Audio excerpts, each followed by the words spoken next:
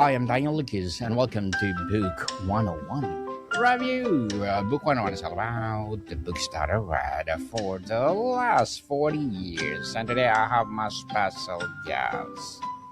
He is the CEO of Kolbe Corp, and of course, the author of the book Do More Naturally, and USA Today best-selling author, no other than Mr.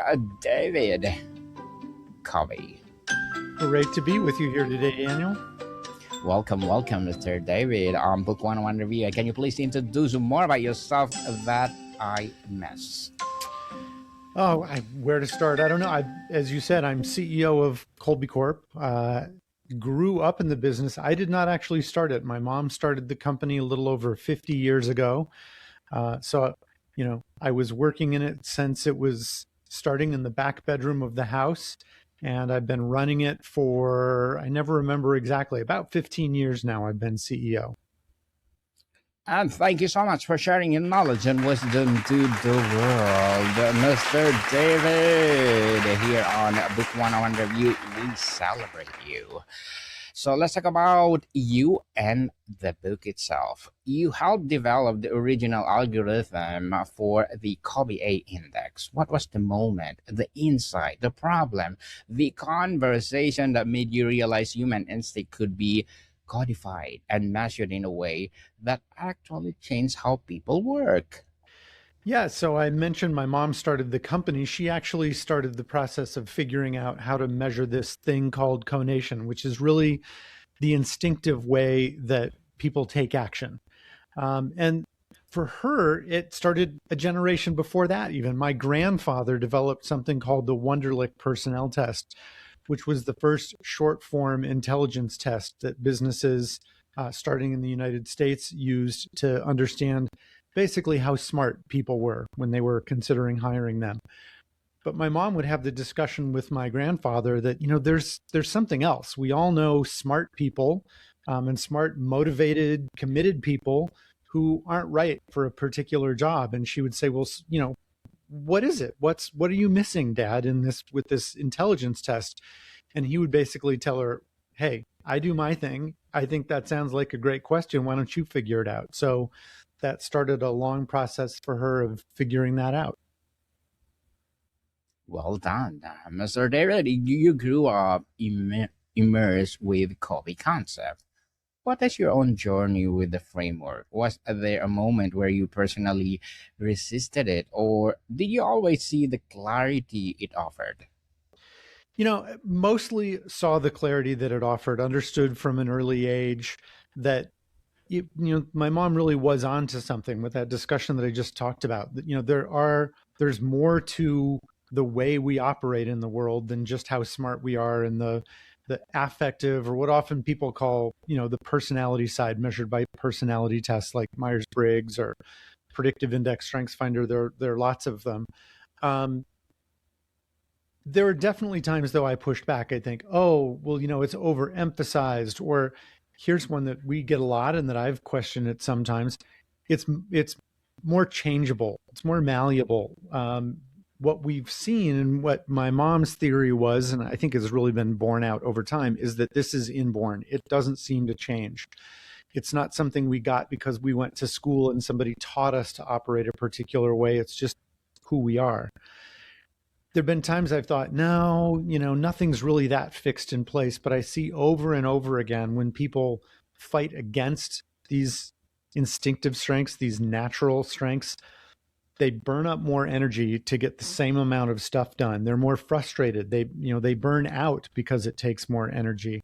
So it really is true that these things are pretty much fixed in terms of who we are. And the trick is, number one, understanding them, just having the awareness of what they are and how they drive our actions.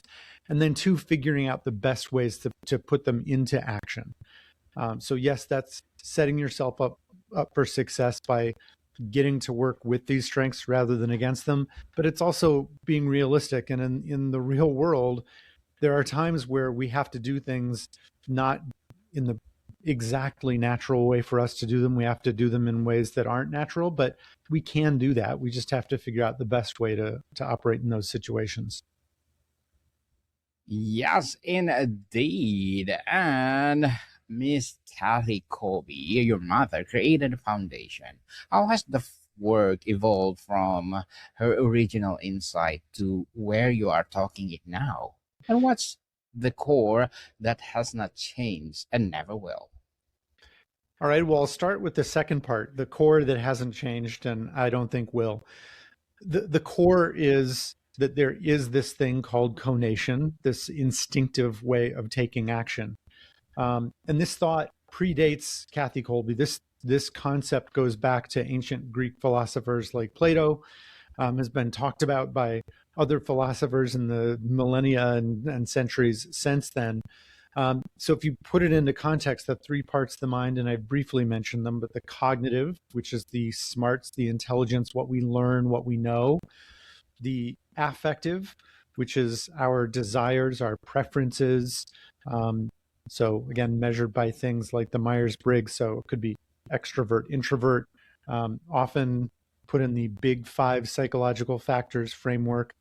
But then there's this third part, the conative, the way we take action. So it's not how we think or feel, but the way we act. So that part's not going to change. I think another thing that probably won't change is we've identified 4 what we call action modes: fact finder, follow through, quick start, and implementer. Just very briefly, those are: fact finder is how we deal with gathering and sharing information. All of them are on a spectrum or a continuum, essentially. In fact finder, it's going from being very data intensive and research oriented to being very kind of bottom line and simplifying.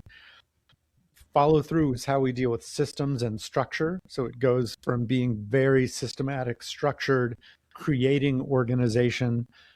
The other end of that spectrum is being very open-ended, very adaptable, finding shortcuts rather than creating systems. Quick start is how we deal with risk and the unknown. So it goes from being very risk-oriented, taking chances, trying out new things, to being very much finding out what has worked in the past and doing that again, stabilizing. And then the last one, implementer, is how we deal with the tangible, tactile, three-dimensional world. I wish I could change the name implementer. We've had it for a long time, so I don't think I will, but it doesn't mean how we implement as in carry things out. That's maybe more the follow through, but this is how we deal with building, physically creating. So the spectrum there is somebody who really does build, create, put things together physically, versus somebody who is much more conceptual, who imagines rather than builds. As I said, I don't think those things are going to change, but one of the philosophies that we've had is we always question what we've seen and learned and the way we've described things. And if we find out that there are, like, the descriptions of one of those 4 action modes that doesn't appear to be true, whether that's through research or interviews, however we figured out, we need to be open to changing some of those ideas. So some things that have changed, I think one of the biggest developments has been going from really a focus on the individual and just understanding one person's strengths to understanding how all of these fit together. So if you and I are working together on a project and we're very different from each other, that could be a source of conflict, but it's also a benefit because we do things in a different way, so we can collaborate and actually achieve more because of the blend of our differences. And that's something that has changed over time. We used to see it more as we're very different, so it's going to be a problem. And this is something we actually learned through doing research, that teams with a better blend of instinctive strengths actually achieve better outcomes. Beautifully articulated, Mr. David. The phrase "do more naturally" is elegant in its simplicity. But for some who have spent decades forcing themselves into roles that don't fit, what is the most disorienting part of it is encountering the idea they don't need to fix themselves, they need to align themselves. Well, I think you kind of answered the question with your question. The disoriented part is So many people have been taught and really bought into this idea that they need to fix themselves, that where they don't do something in a way that somebody else does, there's something wrong with them and they need to do that. They need to learn it, force themselves. So I'll use myself as an example in follow through. So this action mode through which we deal with systems and structure and organization. My strength here is being open-ended and adaptable. I find shortcuts. I don't have to drive everything through to closure. I can start a project and quickly jump to something else without finishing up the first one. Now, that is a strength. There are times when it is not what's needed. It's not maybe beneficial for a particular project or task.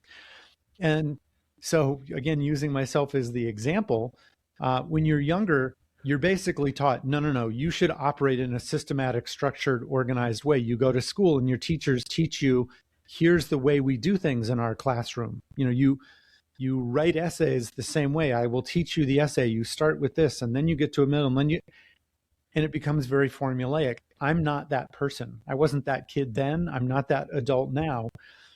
But we're taught so often, and we teach our kids, no, this is the way to do things. And that's just one example of often that happens. Parents do this, and through the best of intentions. If you don't even know that this conative part of the mind exists, you just figure, well, this is what worked for me.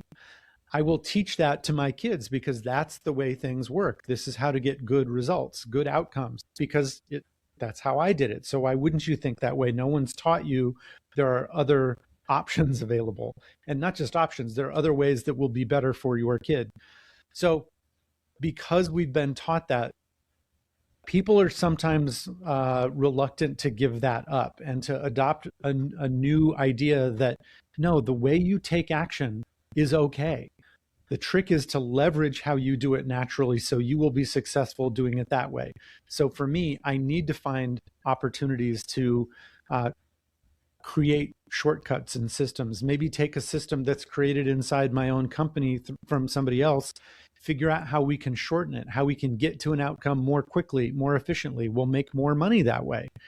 But I shouldn't be the person who's in a role where that is really important. So say the person who is organizing and controlling the flow of money in the company. I shouldn't be our bookkeeper. It's just not a good role for me. So that makes sense. And yet people still push back against that. And it is disorienting to think, no, I don't have to change or fix myself. I just need to kind of free those great things about who I am and the way I take action. Well done, Mr. David. You talk about working with instinct rather than against it. What is the most common way professionals waste energy fighting their own nature? The thing you see over and over that could resolve simply by understanding the copy profile. Yeah, it's a version of what I was talking about there, where people let's say they read a book. We sometimes call it good advice gone bad. They're given good advice. They hear somebody else's success story, and they jump on that. Okay, this is what I need to do. I need to operate that way. So whether it's being more systematic and structured, or it could be the opposite. You could read a book by somebody whose success was maybe more the way I do things and think, oh my gosh, I've been burdened by having to follow a system. I'm just going to blow that up and not follow a system or a routine. The trick is to learn what works for you. So look, I'll be really direct. The best way to do that is just to take a Kolbe A Index, which you can get on Kolbe.com. It only takes, it's a like 15 to 20 minute self-directed assessment that you can take, and it gives you your results. There are other ways you can learn it. You can kind of self-reflect and look back on your successes and figure out when I was achieving things and achieving a flow state. So it's not just about making more money necessarily, but taking action and feeling really in the groove. You can identify those things. It's just a longer process. So that's the best way to do it, is to figure out your own strengths and how to leverage those and kind of let them be unrestrained. So, Mr. David, let's talk about your Kolbe framework. The Kolbe framework measures four action models: fact finder, follow through, quick start, and implementator. For someone new to the concept, what is the most misunderstood mode? The one people consistently get wrong about themselves until they see their result. Yeah, the one I'm going to answer in kind of in two parts. The one that people misunderstand the most is the implementer, as I said, because the name is a little confusing. The name actually comes from the concept of using tools and implements. That's why we call it implementer. So it's not about uh, the way you carry things out. It really is about that physical part of who you are. The second thing is less just one mode, that might be misunderstood. It's that it's the concept that these are all strengths and that you don't need to change who you are. You need to tap into it. That's the other part that's most misunderstood. Well said, Mr. David. You developed the algorithm that powers the assessment. What's the most surprising pattern you've seen emerge from data over the years? So, will you rephrase that? What's the most Yet, what? what are the most surprising pattern you've emerged? So something that Yeah. challenge your own assumptions about how Yeah. instinct operate. Uh, I think the most surprising thing is that these instincts really don't change over time. Um, that's something that Kathy didn't know was necessarily going to be the case when she started figuring these things out. It's something that I have questioned and pushed back on from time to time. And we get that pushback from other people a lot. They just assume, well, it has to be changeable and fixable and variable. But we've done studies, test, retest reliability studies, and seen that it's quite stable over time. It may change, it will change, plus or minus one. Fairly often we consider that the margin of error, but it's very unusual that it changes more than two units or even two in any one of the four action modes. So that's probably the most surprising thing, is how stable this trait is. Indeed, you applied Kolbe to a legal, financial, intellectual property, and management context. How does cognitive awareness show up identity in high stakes, high stress environments versus creative or operational roles?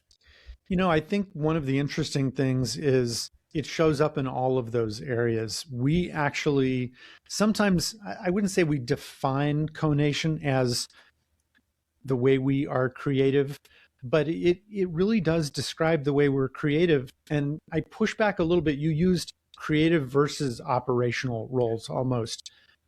For somebody who's in an operational role, often that is how they're creative. So we talked about the follow through, which is system, structure, organization. A lot of times people think, well, if you are a systematic, structured person, you're not as creative as somebody else. And we would say, no, that's absolutely not true. You actually are creative. The way you create, your genius is in coming up with systems, seeing patterns.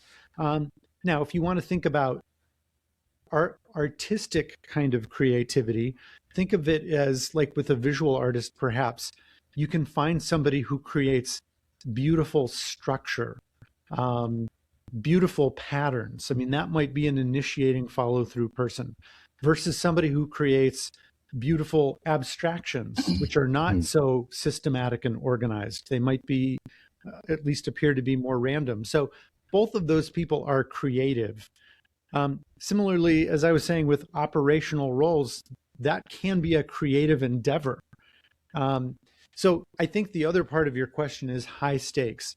What we see over and over again is that these instinctive strengths are how you operate when free to be yourself.